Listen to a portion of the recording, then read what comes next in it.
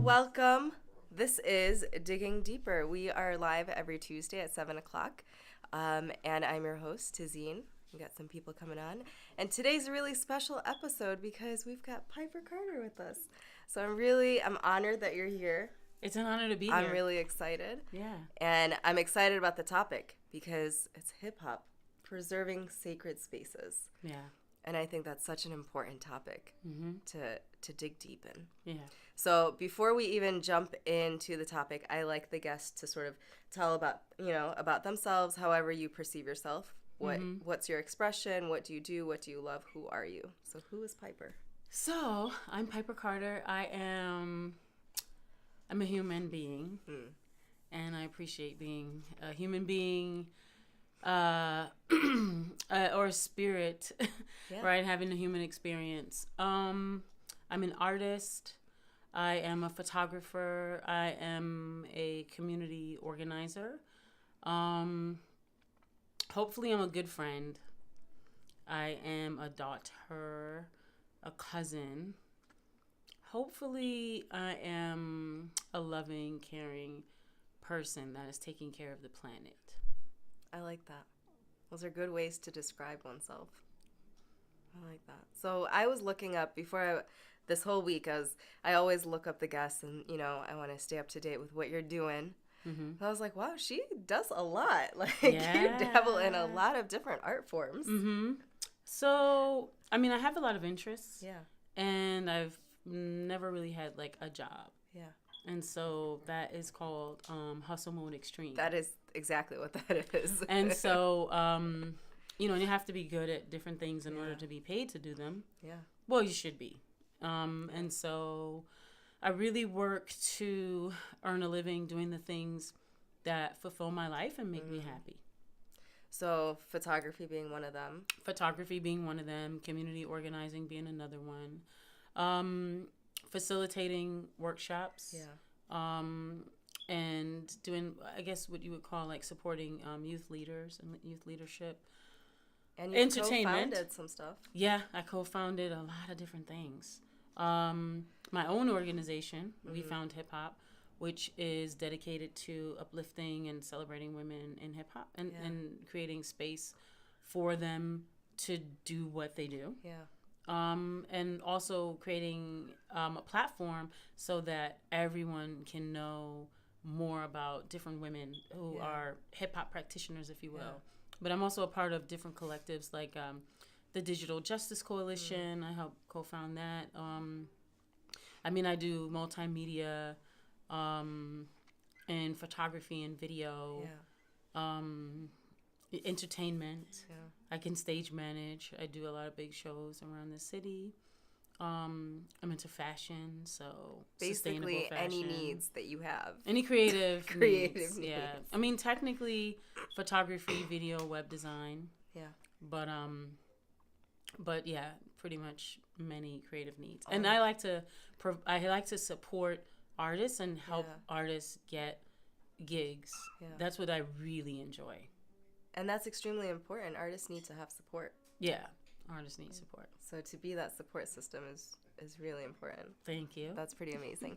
Aisha said, yes, representation of women in hip-hop is so important. It is. Well, building off of that, what got you into co-founding We Are Women in Hip-Hop, like the DIA exhibit? Yeah, you were in the DIA exhibit. Yeah, I was in the DIA exhibit. Jenny Risher. That was one of the dopest pictures. You loved it? Yeah, we represented. Yeah. Yeah. It was, so literally Jenny brought that idea to the DIA. Yeah. She had access.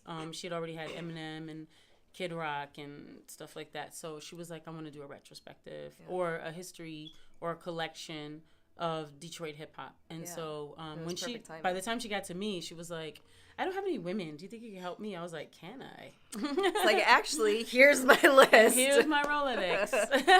And so, so that was really cool. And it was really beautiful. It was up a long time. It kept getting extended too, which was great. And it's also a book. Oh, I didn't know that. Yeah, she has a picture book. It's really gorgeous. And it's also being featured in now it's moving around. It's traveling. So yeah, that's really awesome. Yeah. So okay. So what led me to co-found We Found Hip Hop? So I'm a hip hop head. I'm 46 years old. So I'm the same age as hip hop. Yay. We got some cats that are the same age. Yay. And so for me, I mean, I've loved hip hop my whole life. I grew up between Detroit and New York. Okay. And so at all the pivotal times when hip hop was growing up, so I grew up with hip hop. Yeah. And I grew up in both cultures, in New York hip hop culture and Detroit hip hop culture. So in New York hip hop culture, I was like really into the b-boying and b-girl aspect and the graffiti aspects. Like those were really like everyone tagged, everyone, you know, had a 6-step. Like it was just like incredible. And it's not that we did it like so well. It's just that you did it. You just did it. You just did it. It was like fun. What you loved. And then and everyone beat on the table, beatboxed, and had like everyone had at least like a Hot 16. Wow. You know. And then I mean what we would call now a Hot 16. Yeah. Right? So and then, you know, coming to Detroit, there was like a different culture that was here. Yeah. I mean, even though there was a lot of rap and more of the street culture, drug culture kind of thing, which wasn't, you know, my parents were African-centered, and I went to private African-centered school, so I was kind of, you know, outside of the matrix always. And that was in New York? That was both here and in New York. And so, you know, the street culture thing just never really resonated with me personally, because I never liked I considered it glorification. Yeah. I've later, in recent years, developed a different sort of understanding in that, you know, it's still a reclamation of culture, or a Sankofa. Not the glorification, but just the working for black men working to claim space in a space that doesn't welcome them or that actually wants to murder them. Yeah. And so I get that. The fact that it personifies itself in the killing and the drugs and all that, I mean, that's American culture. What are we going to do? That's America. That's what you did, America. That is very quintessential American culture. It's your reflection back at you with a beat. So, I mean, that's where I am now with it. But when I moved in New York, I had been a part of the underground scene, but not as a practitioner, but just as like a fan. Okay. So I was one of those girls that just like went to all the shows. Yeah. But there's a huge women in hip hop culture that exists there. So there's a lot of women who that are like us. You know, they just like they love the music. They go there and they're there. And they're there. Spaces, they're enjoying it, and it's cool.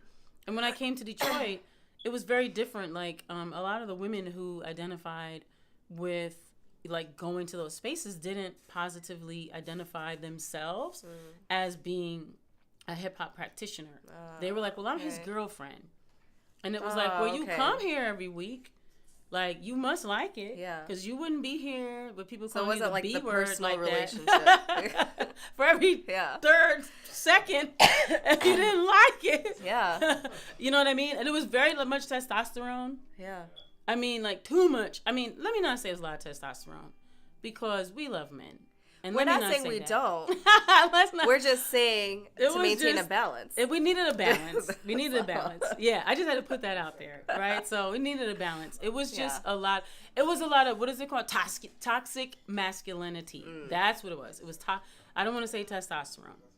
I want to say it was a lot of toxic masculinity. I like that. Okay. And we can label that. It was a lot. It was negative. You know, it was so negative. It was like the women were horrible. I mean, in the lyrics I'm talking about. Yeah. So all the women are horrible people and not worthy of love, but worthy of sex, right? Yeah. And it's like, what are we valuing here? We didn't value life and the music. Like, we're just hearing lyrics about like death, like death culture, and it's just glorification of that. And I guess like for me, when I was in Detroit and I'm going around these spaces where I can find real hip hop, it's like everybody in there has an attitude problem. It's a scary atmosphere. Yeah.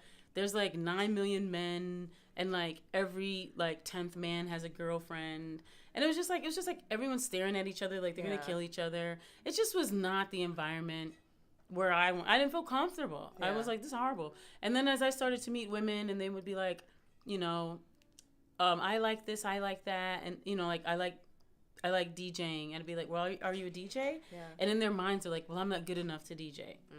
So I was like, you know what? We're gonna start a night. It's gonna be just for us. I mean, I'm kind of simplifying it. Yeah.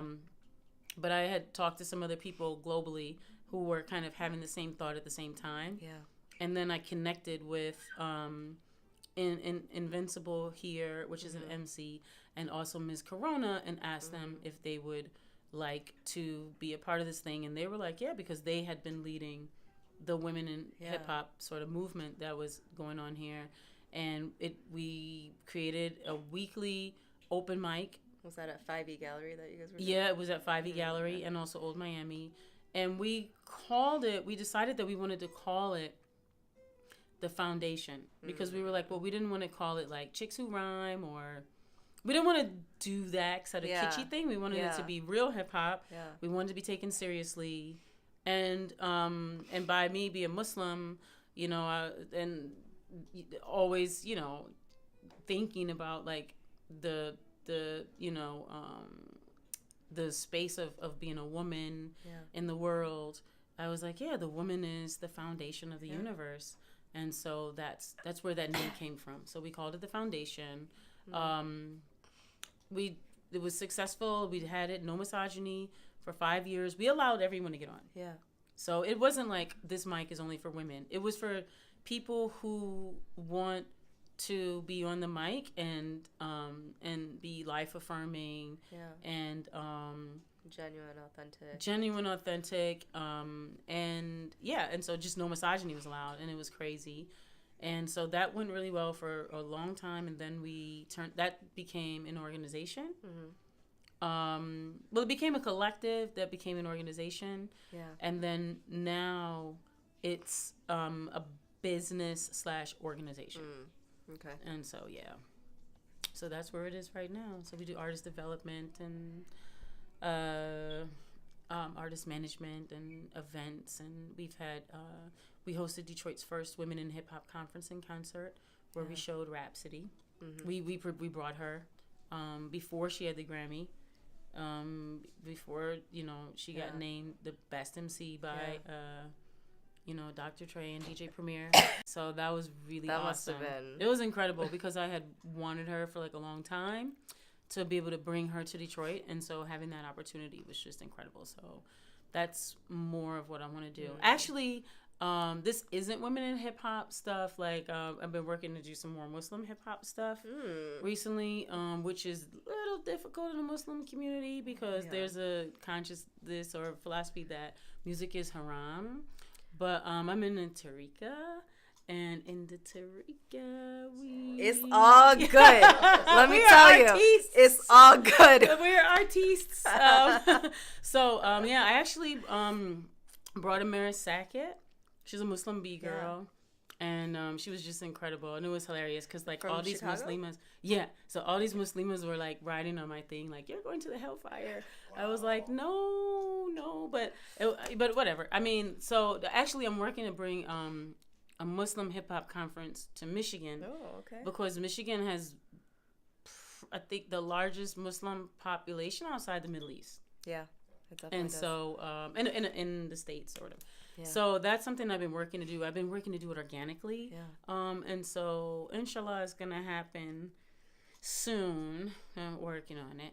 Yeah, let us know. Yeah. You guys have to be a part. That's the exciting thing. I mean, people think that, oh, you can't do this if you practice some sort of faith. No, like, you're an artist, and that is part of your devotion. Mm-hmm. You know, that's part of your connection with the divine. Yeah.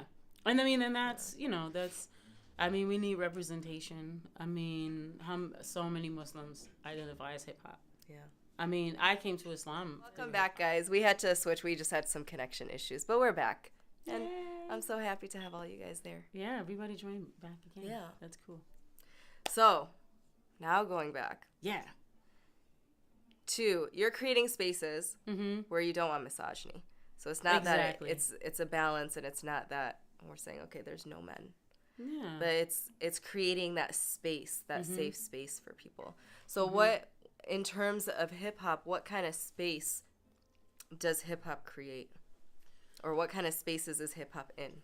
Well, I mean, now hip hop is what? Television commercials and ads in Kmart.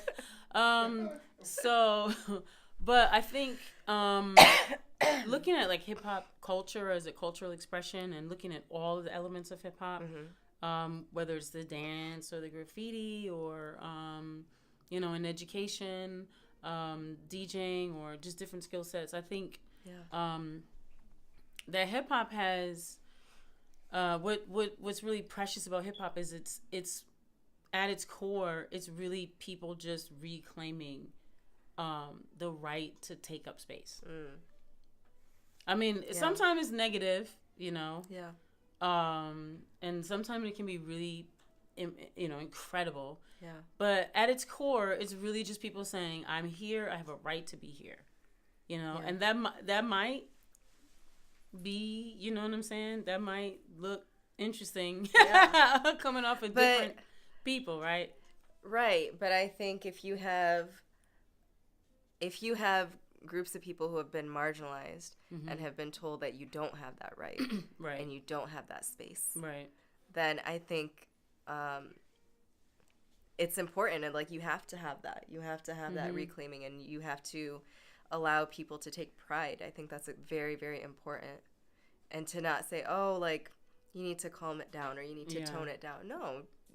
If you haven't been able to express yourself, and this is a space that allows you to do it, then and validates you. And validates you. And then on the side of like the entertainment side, right? Because you have the hip hop that people just do in community for themselves and for one another, and then you have the entertainment side, which is a business. Yeah. I think. Well, it's still recording. Okay, there. Recording there. Okay. So, and then if you have the business side of hip hop, it's really other people also being able to connect and find their tribe, or you being able to help connect people so that they can find their tribe. Yeah. And I mean, that looks different in depending on, who is the person giving the message or whatever. Yeah. But I think at the end of the day, it's just really important that that people do have that space and that they do find their tribe. And so, like, people always ask me all the time, like, about the radio or what I think about the radio. And I feel like the radio is irrelevant. It is. I feel like I haven't had a radio. I haven't listened to the radio. I don't think I've owned a radio. This is 2018. I haven't owned a radio maybe since the internet. I think since 97.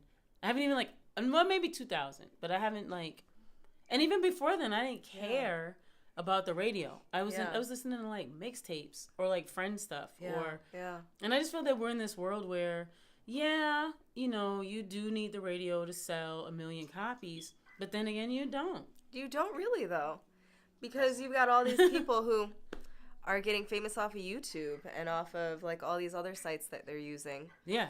And also too, and when you look at it, if you're an artist and 3,000 people download your whatever, that's good.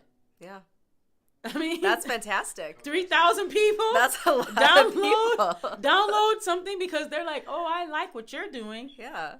If 150 download it and you can pay your bills. Yeah. I don't know. That's what I kind of look at it. So that's the space I operate in. Is that it's helping people connect with their tribe and helping people learn how to make a living. Yeah. But the thing is that you have to be off capitalism. If you're on capitalism, now you're looking at, all this competition and blah, blah, blah, blah. But if you're off capitalism and you're like, you know what, I need to live, I need to feed my family, I want to travel, I want to inspire folks and make great music, and I want to live a fulfilling life off my art. Yeah. That's the space where I want to help people be, because and that's you can where thrive you can there. take people. Right. You can figure out a way to have a fulfilling life and to have your needs met and not have you don't need a yacht and abundance. But what is abundance, right? I'd rather have abundant health and abundant love That's so interesting. I was being interviewed, and the girl asked me, "What is abundance to you?" That was the question. What'd you tell her? You were like, "Hi, Sonia. I got money." I said, "No." I said, "Abundance to me is overwhelming love and support." It is. Yeah. And I mean, you know, at the end of the day, for me personally, I listen to music or I participate in arts because I want to be free. And I guess that's why many people do it. Yeah. Some people become enslaved to it because they're looking for the money. Yeah. But like, and like going back to the topic about reclaiming the sacred spaces, I mean, our music, meaning, you know, melanated people or people of color or, you know, people that have this strong culture, our culture is literally the way we survive. Yeah. Like, that's the way we thrive. Like, we need music. Like, we need art. Like, I need color in my life. Like, I need to see paintings. I need to see photography. I need to see beauty.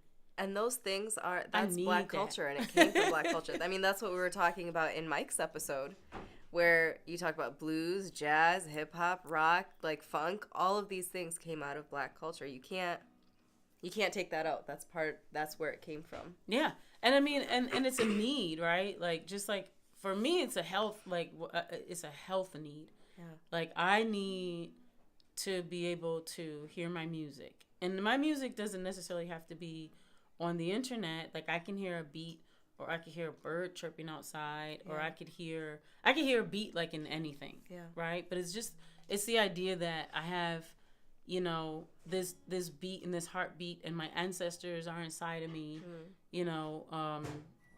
And I guess what's really important is it's important to acknowledge all of the selves, our entire selves, and art and culture that brings that forward and celebrates that.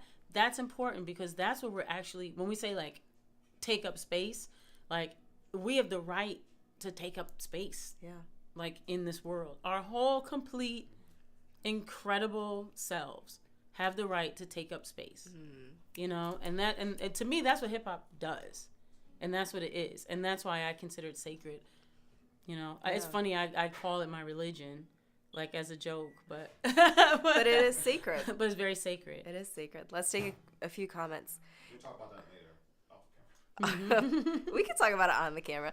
Absolutely true about culture being a way of survival. Sonia said, "I need that stimulation. It's not a costume. Oh, well, we do need it." Yeah. Well, when we were talking about this topic a couple of days ago, you talked too about rituals. So when you're talking about religion, I mean, it's sacred and it has rituals, and I feel like hip hop has the same thing. So that analogy works perfectly. Or like when you go on the stage, right? One ritual is you like peace, peace, peace, peace, everybody. You know, or when you're you know, battling, right? There's like a certain little tick or thing, like if you're battling as a b-boy or b-girl, there's like a certain tick or thing that you do that people know, right, that's about to be like the battle. You know, and then there's even like when you clear the space, like if you're battling and you're as a b-girl, b-boy, and there's a ritual of going physically around the circle to clear the space, so that people understand, oh, there's some dancing that's going to take place right now. Something's happening. We better move out of the way. Yeah. Or even like the DJ, if you know if he's going to drop a hot beat, you hear that one, and you know it's going to be amazing. But those things are, you know, I would consider those things ritual, because they're sort of things that you recognize, and they're like, they're just these things, right? Yeah. And you know, you just have this feeling like building anticipation towards something. And it's something that different people do, but it's the same. Yeah. You know what I mean? Or in some form or fashion. But then there's other things that are really linked to rituals, like circles. You know, we have circles, so we battle in circles. Like we have all these, like the physical space of battling takes place in a physical circle. The idea of a cipher, like a freestyle cipher. Yeah. You know, the cipher is the circle. The idea of let's say more community hip hop. Yeah. When people gather, there and it's time to pass the mic, there's sort of like this nudge, you know, like so a person knows that it's gonna be on them, you know, when it's like a you know, and then that person knows, oh, let me catch the flow, right? And it's just these little things that like exist that just make us, that give us that cultural value, or that cultural what would you call it? Well, I think it creates meaning too. It creates meaning and connection, especially if you're talking about a circle. That's an entire group, an entire community that is completely connected, and saying we're all here together. And I like that so much better than we're an audience and we're just watching. Me too. I love community hip hop for that. I love the battles. I love the close battles where you're like physically like that. I love the ciphers. I love freestyling. Freestyling is like my favorite aspect of hip hop. Whether it's freestyling, whether you're DJing freestyling, like just spinning, or whether you're freestyling rhyming, or whether you're freestyling like dancing. You know, to me that's when you're most free, because that's when all of those points connect. Like, to me, that's when the messages that are coming in from the creator are connecting you to your ancestors, are connecting you to like the hottest tune you just heard, to like your friends and like some move you remember, to like your true self. I don't know, there's just something really powerful about freestyling, and that's why I really love it. I feel like it's a really spiritual moment that happens. I mean, even in jazz, right? Like the improvisation. I mean, a lot of the music is just improv. A lot of music is improv. I mean, and then when I say freestyle, I have to be clear, because nowadays people call a rhyme that they wrote but never recited, and then now before a freestyle. No, I'm talking about where you're there in the moment, and then something just pours into you, and it just comes out. To me, that's freestyle. Well, I like, because freestyle has the word free in it. So right. It's freeing in its essence. I think it's freeing for the person, and it's also freeing for the actual words, because they're coming on and taking a life of their own outside of you. And it's interesting too, because energy transfers. So like when you get like a good like cipher going, and even if people can't rhyme, they're like rock, you know, it's like, it's the whole rock to it, like they're in it, you know, and it's like this flow that happens, and that's completely spiritual to me, you know, because it's like a unity, you know, it's a unity that happens, and that's the part of hip hop that I love the most. I love ciphers. I love getting in real close and tight, and just, you know, and it's like it's so funny, because we were here a couple of weeks ago when Mahogany was with her students at the dime, and she was crouching on the ground. She's like, "Come on, guys, we gotta crouch, we gotta move together." Isn't she the best? She's amazing. She's my favorite. That was actually that was my first time seeing her teach, and she is so good. Isn't she powerful? She's phenomenal at what she does. Yeah. Not just in her art, but in sharing her art with other people. She's my favorite freestyle artist. My favorite. Yeah. Like, she can rhyme about anything at any time for however long. Yep. And what's funny about Mahogany, she was our host for our No Misogyny open mic, one of our hosts. And guys would come and they'd be so upset, like, "Oh, I can't say the B word, I can't say," and we'd be like, "No," and they'd be like, "Well, what am I gonna rap about?" And all the other words. Mahogany would just kill them on the mic, and she'd be rapping about Jesus. You know, or you know, like, or community, or just like, or like saving her virginity or whatever for God. I don't know, but she'd be rapping about like the most, you know, like. They couldn't relate. But she'd be killing them. Yeah. I mean, she'd like the verses and everything. She'd be killing them. Yeah. And they'd be like, "What on earth?" Because they would have got beaten out. Yeah. By a woman who is not talking about street stuff. We went to a battle once at, what's that, Bob's Classic Kicks. And one of our friends, Big O, was rapping, and it was him and I forget who the other guy. Huh? Afro something. They call him I forget, but that guy, the only thing he could rap about was just bitches, hoes. Really? And he ran out of topics. He lost because he ran out of topics. He didn't know what else to rap about. He was like, what am I rap about? And O was rapping about, his culture. He's Palestinian. He was rapping about, like, his people and, like, just the struggle, like all these other things that he's talking about. And he just keeps going. Which is, I mean, in real talk, is just as gangster. Like, let's keep it 100. Palestine is like Mac and B-Wick on steroids. I mean, just, and even that, right? Like, how hip-hop can connect cultures. Yeah. Like, think about how many cultures are touched by hip-hop or influenced by hip-hop. Like, if you go to Cuba, if you go to Marseille, if you go to Palestine, if you go to Ghana, if you go any country. Brazil, like, hip-hop is like its influence is everywhere, and it's everywhere. It is the art form of the oppressed, I would say. Art form of the oppressed. And I was showing my students a couple of weeks ago, we do music from different countries, Arabic-speaking countries. So I was showing them hip-hop in Syria. And it's these young people who still live in Syria in, cities that have been completely bombed and destroyed. And one of my, Reem, she's right here. She actually showed me it. And, was it from Halab in Aleppo?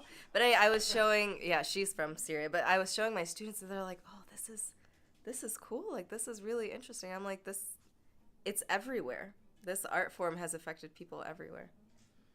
I mean, and it's powerful. And then when it comes back to you, like, when you see what people do with hip hop, and then it comes back to you, it's like then their culture, with it is what makes it even more interesting. Yeah. Like, do you guys know Narcissist? Mm-hmm. Like, so if you guys don't know Narcissist, you gotta check him out. He's amazing. Yeah. Muslim hip hop artist. Like, when his music videos are just really incredible. He rhymes a lot about just what's going on with Muslim people globally. And I mean, and then like being like a Muslim American, and I mean, I think that his creative genius that he adds in addition to just his pride that he has about who he is as a person. I think that piece right there, that's what hip hop is. It's like showing people a window into your environment and who you are and where you come from. So I think that there's also I was able to bring Odyssey to the Arab American Museum, Muslim hip hop artist from DC. We won tickets to that show. You did? His father is from Sudan, and I believe his mother's from DC. And he's an amazing music producer. He's just incredible, and he's one of my favorite artists. So I was like, oh my God, I got to bring two of my favorite artists to Detroit. He really is. Isn't he amazing? He is. And his music production is just like, wow. And all he does is make music. You guys got to look him up. Oddisee. Why did we miss that? We won the tickets, but we had something happen that day. We might have had a show or something that came up that same day. Yeah. No, it was incredible. He brought a band. It was just phenomenal. And artists who rap with a band, that's what I love. You love that? That's love what I do. The whole I bring production. A band. I bring a band. I want to see the whole band. Yeah. I want to see like the unison and like the going back and forth between instruments and lyrics. That's what makes it pop. Because otherwise, you could just listen to the music in your phone. Yeah, exactly. You have to have musicianship and musicians. Exactly. Bring it. I mean, in a performance. In a performance, that's what's going to create a dynamic performance. And we always have musicians. Like we actually have an all-women band that we have for women in hip hop. So it's all about musicians. Musicianship. Let's take some comments. Reem is here. I can't help but think of dervish dancing when you guys talk about the energy, spirituality, and ritual. Yeah, and that's in a circle too. Oh my God, the unity.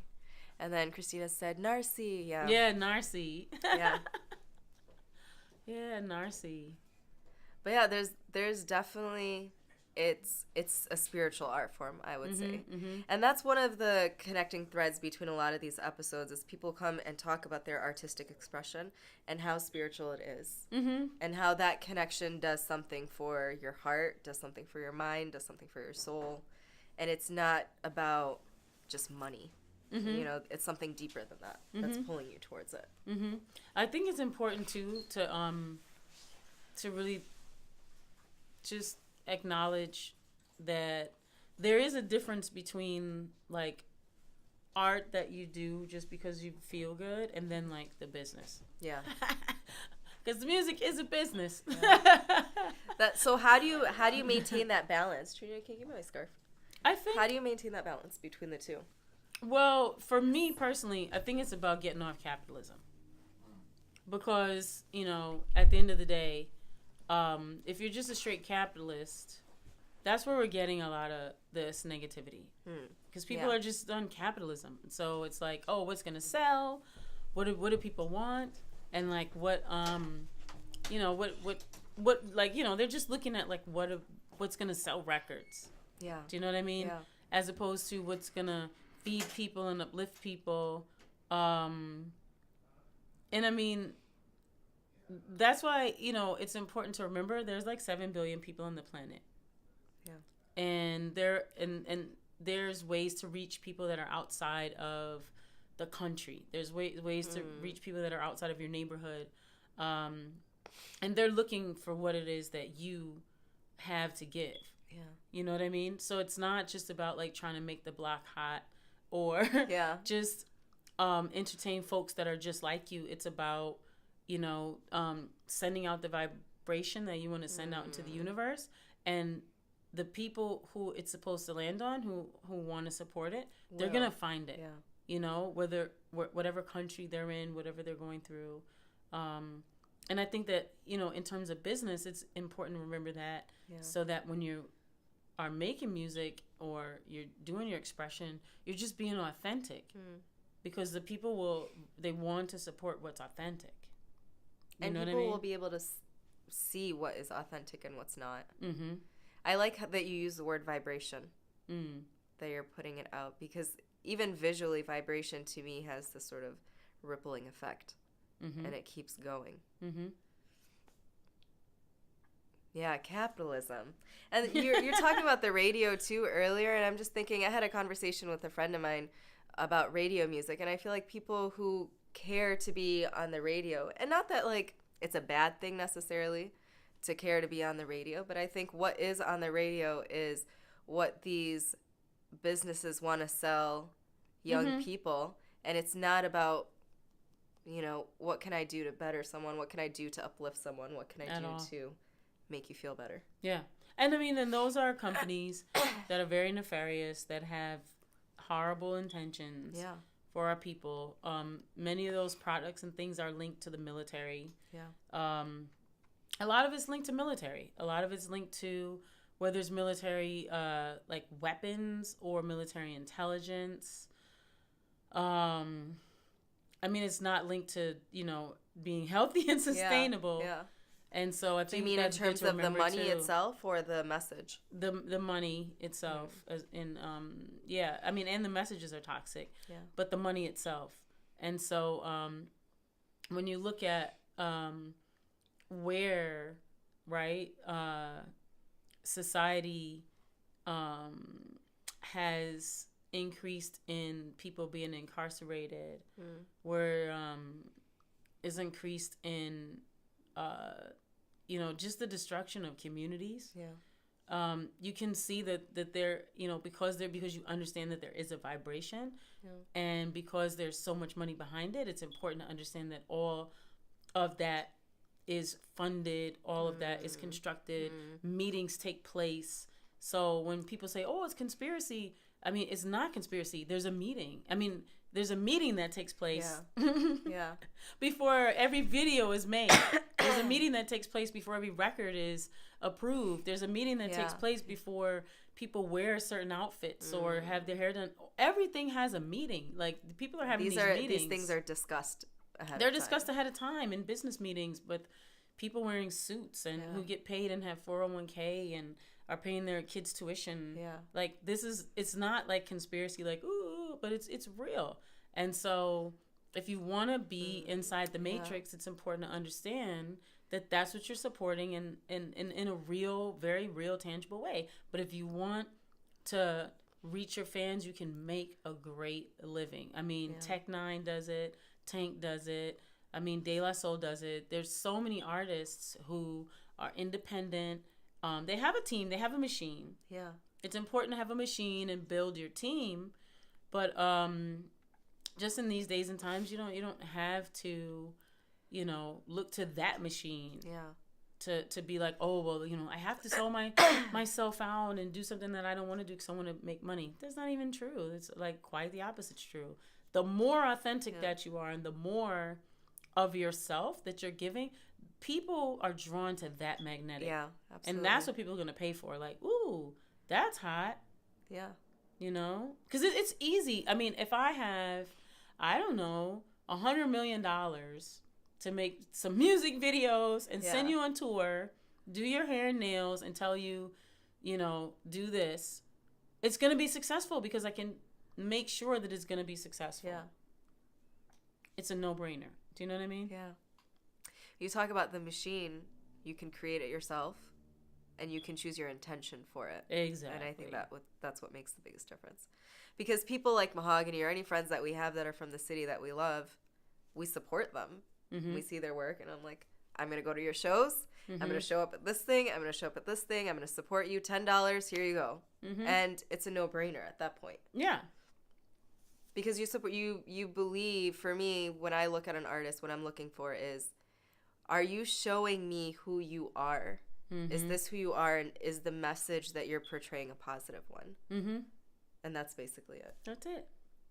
It's so simple. But there's whole tribes of people who are drawn to that. Yeah. I mean, and we can't deny that a lot of people want to hear the ratchetness and the death and, because it's exciting. Yeah. That is exciting. It's like a movie, right? Yeah. Like you see a movie and all this death and stuff is going on. Like that's very exciting. But, do you want to promote that? Do you think it has a space? Which one? That type of music that promotes and sort of glorifies that. Not in my life, but I mean, I acknowledge that it's a music that many people want to hear. Unfortunately, but for me, I don't choose to listen to that stuff. Yeah, that's me personally. But I mean, the other side of it is that people do need voices. Mm-hmm. I just believe that there should be as many voices, as many choices, as many expressions. Yeah, because it's not just one. Everybody from the hood is not selling drugs and like killing people. Yeah. There's a majority of people in the hood are just like trying to survive, trying to live. And they want to, they want to thrive. They want to send their kids to college and they want to, be healthy and whole as well. Yeah. So I think, the music that I enjoy is for those people, like who's on the bus, who is struggling to like pay their child support, like who, you know what I'm saying? Just like the real everyday. Who's trying to make their marriage work? Yeah. Like who? You know what I'm saying? Like everybody, a lot of people. Do you know what I'm saying? Like, and people need those messages. People need those messages. Yeah. That's one of the things, I forget which episode it was. I think it was Brenda, about those messages are really important because you are hearing someone's story that is your own story. Mm-hmm. And to hear your own story be told in an artistic expression validates you, validates your experience, validates how you feel in that moment. Mm-hmm. And I think gives hope that I'm not alone in this. Like it's another way. We talk about preserving sacred space. I think one of the really amazing things that hip hop does is it creates community without even having like physical interaction with someone. Mm-hmm. Yeah, you go to a concert of whoever, you're gonna be like, oh, this is where my tribe is. Yeah. Right? Yeah. You look around like, all these people like this person too. Like that, we have that in common, so we must have other things in common. Mm-hmm. We have to. Let's take some comments before we move on. Got a bunch of them. Christina said, you see the difference as someone who listens to music as well. I actually physically hear the capitalization in their sound as opposed to hearing the opposite, the authenticity.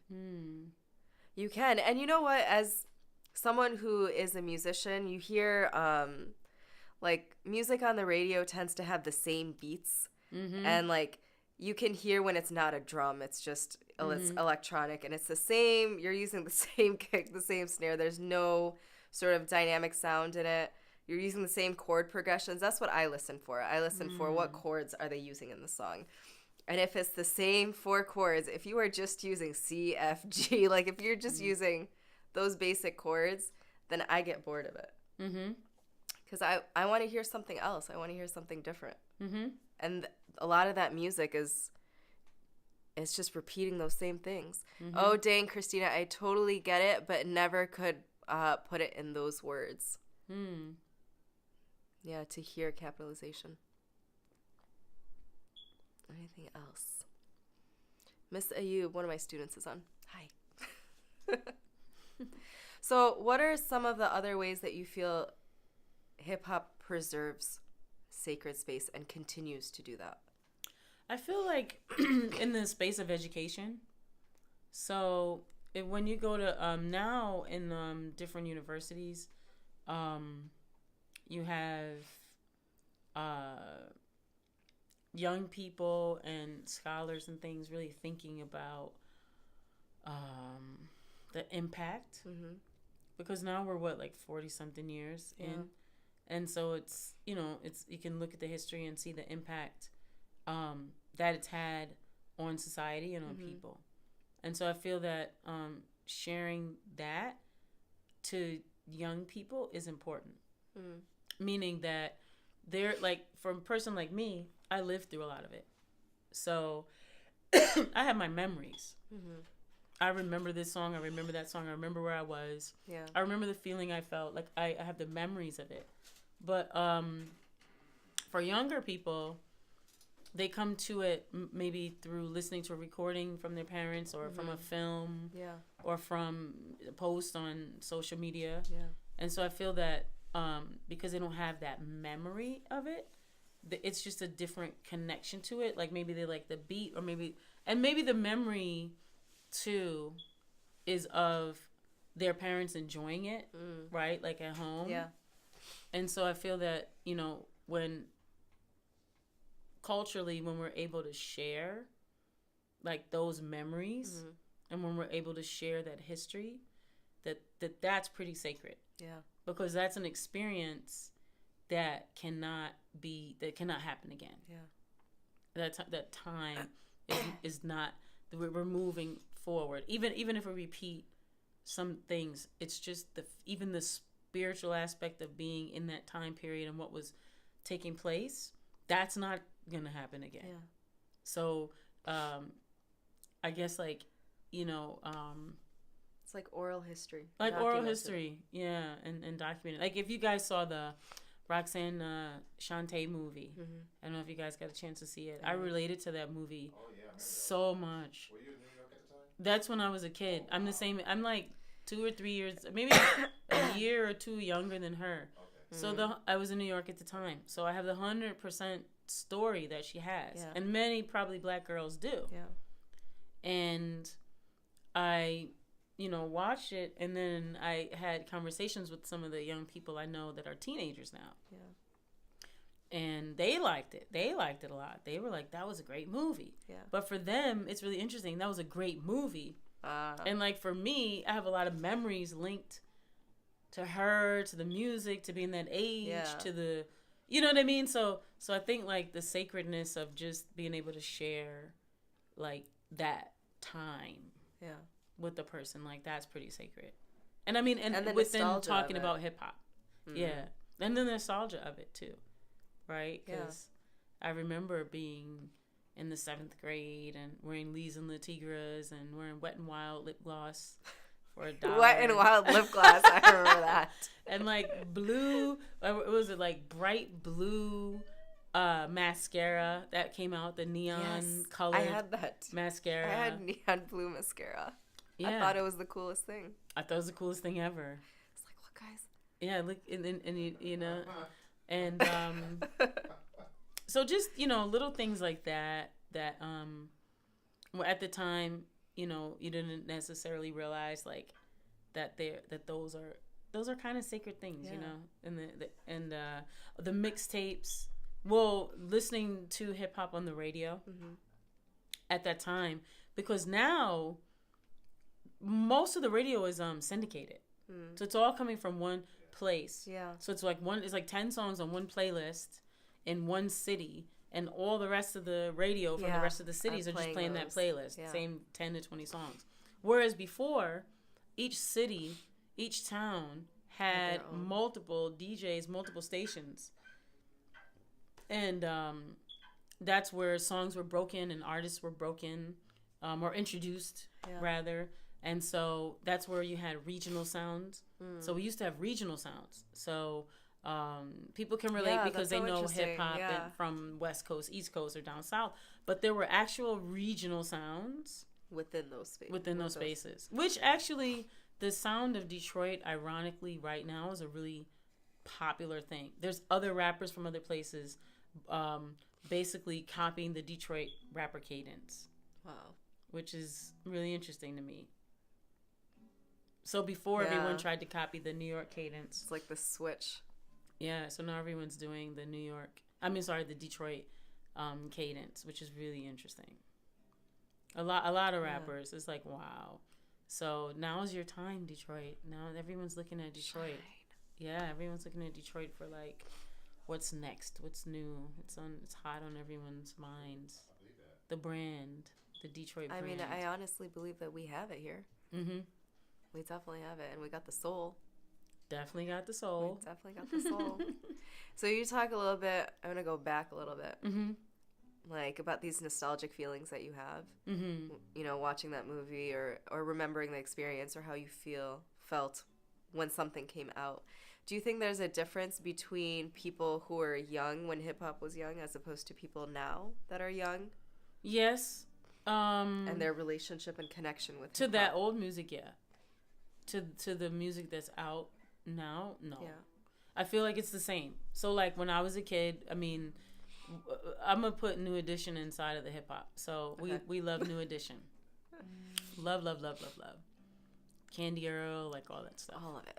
And my stepmother was like, what the heck is this? Because they were like a copy of the Temptations. Yeah. Except they sound like the Chipmunks. and my stepmom was like, you like this? And I remember being like, oh, I had the posters all over my wall. I had all the, you know, like the record. I had everything. I was like, ooh. Right on, Black Beat, all that stuff. And I mean, I was New Edition. It was all about New Edition. And I just remember my stepmom being like, they can't sing, you know, they're off key. Yeah. Like, they're trying to be the Temptations. Like, what is going on? And I just thought, like, she's nuts. She doesn't get it. She doesn't get it. She doesn't understand. But it's hilarious because, like, now I feel like I was somewhere and this young person asked me if I like that song, like Swag Surfing, and I was like, not so much. But, you know. I don't know about the name either. No, but, I mean, I feel like the young people now, like, the music that they have is the same thing. It's them claiming space. So you think their connection with hip-hop is the same? I think it's the same. Yeah. You know? And if I don't get it because I'm 46, like, that's okay. Yeah. It's not for me. It's for them. And let them have it. They can have it. I mean, that's their expression.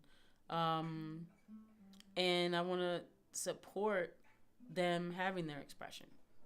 Do you think that young people should be more conscious of how they're using that expression? I mean, I would like for them to. But at the same time, I'm not the creator, and I don't control people. So in my heart, I will say, yes, I would love for everyone to do righteous, organic, life-giving, life-affirming hip-hop. Yeah. And at the same time, I have to acknowledge that a lot of people, especially in our communities, are not healed. They're unhealthy. And so those expressions are going to be that we're getting, what did Mos Def say? Whatever's happening in the world, or whatever hip-hop is doing, that's what people are doing, or whatever's happening in hip-hop is a reflection of what's going on in the world. Mm-hmm. And that's what it is. I mean, the hip-hop that we're seeing is a reflection of where we are. And so it's important that people feel validated. But the thing is, there's popular hip-hop, and there's a lot of hip-hop in the world, around the globe, that people don't really, get to know about or learn about. And if you're not into what's happening on the radio, there's literally tens of thousands of songs that you can listen to by artists, if you just open your mind, that you probably never heard of. That's what I love SoundCloud. Yeah. I love SoundCloud because I'm always on SoundCloud and YouTube. But SoundCloud because I can still look on Instagram. Because I love looking at the pictures on Instagram. But SoundCloud it's nice and because, YouTube, because SoundCloud, a person can put something out without having to like mix it and go through that whole process. Like you see, anyone who really just loves art and wants to share their art. Yeah. Or if you do mix it, you can put it up there too. Yeah, true. And you can, have, there's releases. You can do a release on SoundCloud. Yeah. We released our mixtape on SoundCloud, and people love it. And you find other artists, and it's a community. SoundCloud's also, if you get into it, it becomes a community. Yeah, absolutely. And you find other people that like the music that you like, and then they find hot music, and then you share with each other. And I didn't mention the art of digging as a ritual either. That's a really important part of hip hop. Digging deeper. Tell us more. So digging is what DJs do. And a deeper dig in hip hop, or what we would call a deeper dig in hip hop, is a cut that was on an album where there were other cuts on the album that they played on the radio, and this one never became a single. Okay. And so, but if you had the album, then you knew the song. Yeah. So that can be a deeper dig. A deeper dig is also if you have an artist that you know of, and let's say like people know the music of that popular artist, but then you go and find something rare from that artist, maybe a collaboration, or maybe some forgotten recording, or maybe just something interesting. That's a deeper dig as well. And so when you're digging as a DJ, you want to always, the type of DJ that I love is always looking for that deeper dig. Yeah, you want to always, because you want to throw it on there, and you want that face when people go, like, wait a second, what Stevie Wonder is that? I don't right? remember hearing that. Because we hear so much from a lot of these artists, and when you hear like a big artist and it's something you never heard before, you're trying to figure out like, where'd you get that from?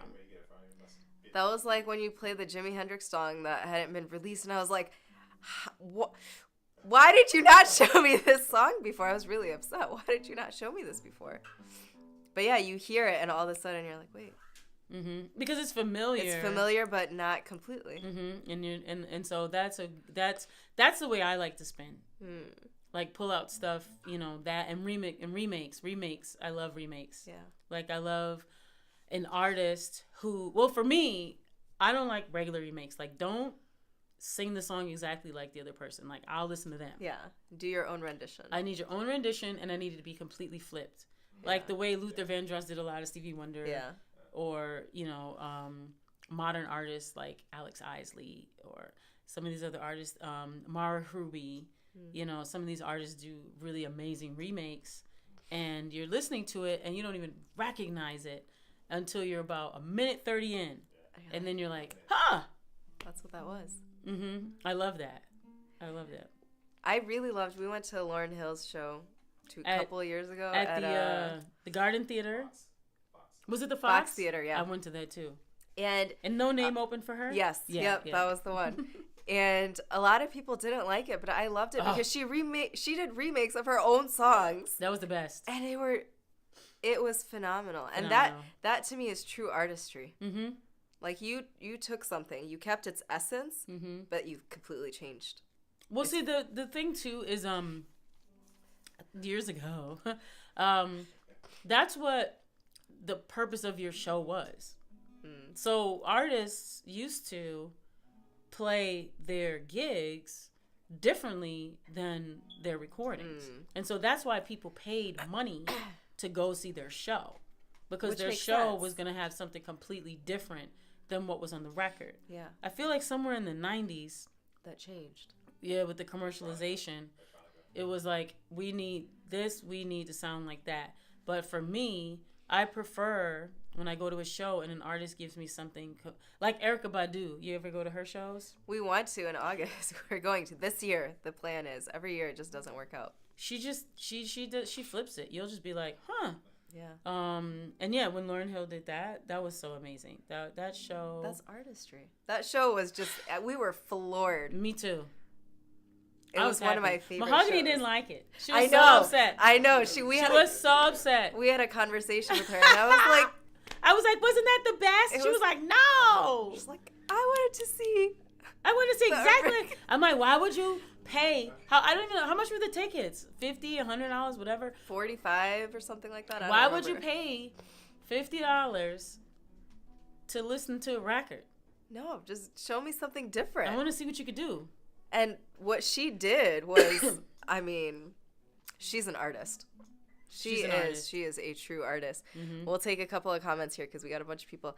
I agree, Piper. Hi, ladies. As a parent, I've been trying to paint the picture context-wise for what's hip-hop, for what hip-hop meant for us growing up and how it's carried us into adulthood and current-day life. Sorry, I'm reading slow. It's just sideways.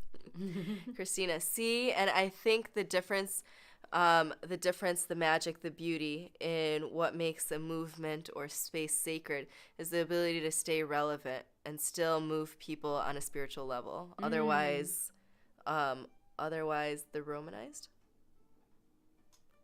Oh, nostalgia of it says with only those who were there.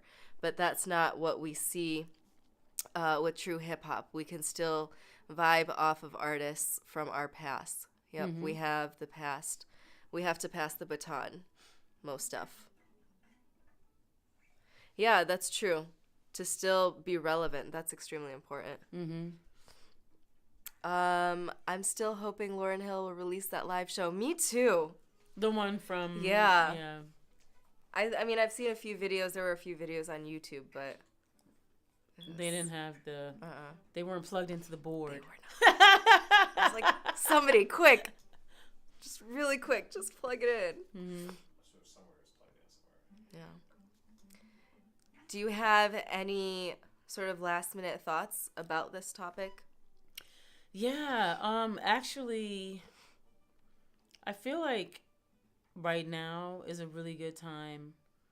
I mean, even though that crazy psychotic person is in the White House or whatever, destroying the world,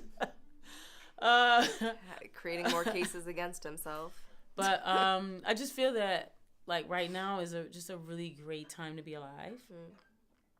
I feel that people are more open than they ever were, and I feel that because of everything that we've been through, and everything that we're experiencing, that the sacredness of now is that we are more connected than we ever were. Yeah. And we're able to find our tribes. We're able to find those that are like us. And that's really powerful, you know?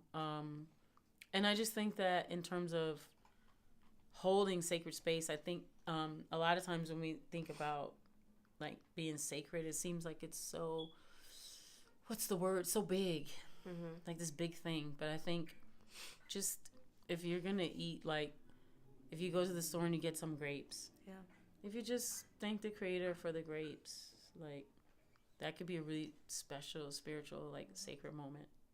Do you know what I mean? Yeah, So I think yeah. just like really acknowledging the preciousness of life and the preciousness of, of what we bring to the planet. And then how that relates to hip hop is that if you're making music or art, that you honor that, through your music and your art, and you share that, because people will connect to it. People do connect to it, and people need it. People need constant motivation. People need constant upliftment. They need constant, that constant love.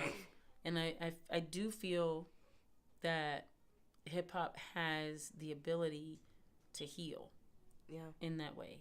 So I just want to end with that and get our mixtape. Yes. I'm going to share with me all the links and everything. So I'll post it so everyone can have access and be able to look it up. And is We Found Hip Hop, and wefoundhiphop.com, and We Found Hip Hop on all your social media networks. Do you have any other projects that you want to share with anyone of things? Things? So we will be sending out an invite for people to join. We're gonna start a membership model. Okay. And so I'm gonna send out a survey. All right. And I want folks to, fill out the survey and tell us what you want, because we've done a lot of work of what we want to see. Yeah. But we want to see, what do you want to see? What would you like to experience, and what would you like to be a part of? Okay. And so that's going to be coming out in the next 3 weeks, and then we'll have a mixer. Okay. That's going to allow us to connect with one another. So that'll be in May. If you're interested in that, that's wefoundhiphop@gmail.com. And if you're in Detroit, this week I'm going to be DJing on Thursday, and it's going to be a place, it's a Black-owned space. It's called Bricks, and it's on Kercheval and Van Dyke, and it's from 7 to 11. And if you don't, it's like a wine bar, and they have like meats, and like I don't eat meat and I don't drink, so Do they but have cheese? They have cheese, they have grapes, they have arugula. All right. And I went there before, and they made me this arugula salad with like these awesome grapes and olives and everything that was awesome. And then they also have those Pellegrino waters, the flavored ones. So I was pretty You want happy a fancy about night that. out? Fancy night out. With some arugula, some olives, some cheese, sparkling water. Yeah, there you go. But if you're a person that drinks liquor, it is a wine bar and a full bar. So if you do that, if you're into that, that's what it's at. But you're really coming to see me DJ, right? That's what you're really coming to do. And there's no cover. We are gonna be there. You're gonna be there. I'm gonna play some cool vibes. If you guys have music, I saw your music. Yeah. Right? I'll play your music so people can like listen to your music. Yeah. Connection, guys. This is the beauty of community. Yeah. Uplifting one another. She said, sounds like my refrigerator. But sounds like your refrigerator and maybe your kitchen, but without the DJ, so. Right. Just saying. Well, thank you for being here. Do you want to share an expression? What kind of expression? I mean, I should share the mixtape. I don't know. What do? I do so many things. That would be fun if you could. If I brought some stuff. Can you rap or sing? Can you freestyle? No. How about we can do something. But we can do play guitar. something, we can right? play something. Let me see. I would sing, but I'm sick and my voice is all congested. Let me see. Let me think. Yeah. I never know the lyrics, so I'm just gonna hum. I'm gonna hum. Come closer. Yeah, I'm listening. That's beautiful. Wait, that reminds me of. Yeah, play that a little more. That sounds great. I gotta get the hip hop rock. I gotta get the hip hop rock on. Rock back and forth. My guitar hitter. He's always trying to hide from the camera. Oh, here we go. Yeah, keep going. If I gave you my love, what else would I do?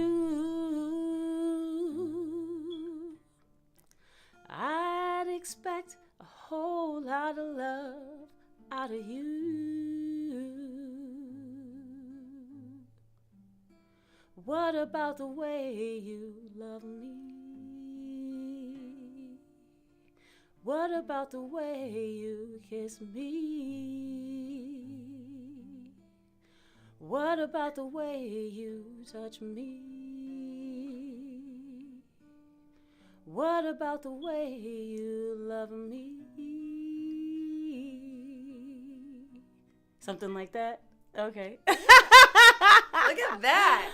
I never know lyrics. I just hum. Live expression. Okay, you have to do something with me then. Live expression. Okay, you sing if you want to sing the same thing, I'll sing the lyrics behind you. You will? I gotta cough it out.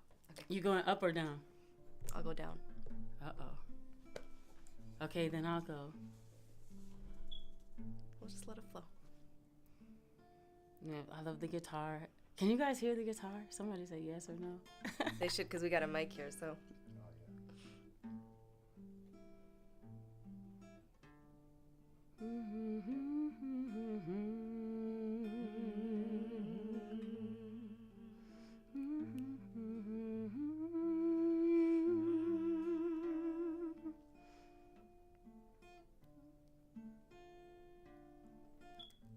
I get stuck because the guitar's so gorgeous. Do that. I like want to hear it. I'm like, ooh. Do the same lyrics again. Okay.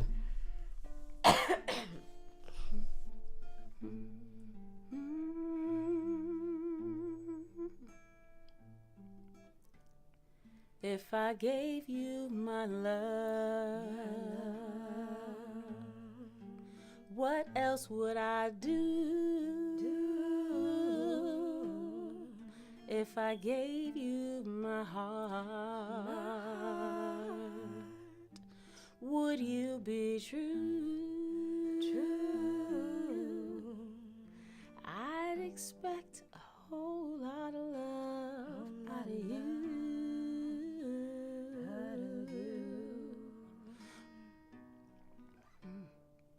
What about the way you love me? What about the way you kiss me? Kiss me. What about the way you love me? Love me. What about the way you know me?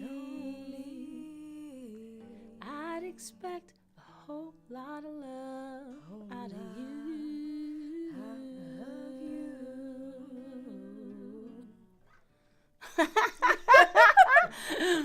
We're just like freestyling. That's what it is. We're just freestyling. That's hip hop, though. I mean, I consider that hip hop. Yeah. You know, and then we could do some lyrics and stuff, but So whatever was in you. whatever's in it. I love that. Yeah, that was pretty fun. Your voice is gorgeous.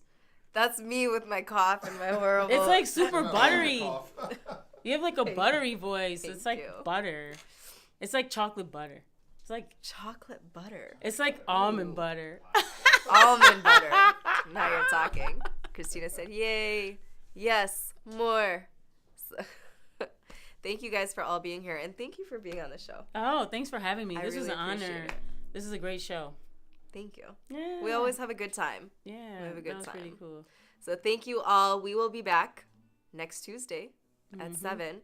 This is episode 11, so we've only got 3 episodes left in the season. Wow. I know, it flew by. 11's a power number. That's good. So you got it. You got the power number. With that, peace, love, share with other people, create community, build community, find your tribes, and find joy. Be happy. With that, good night.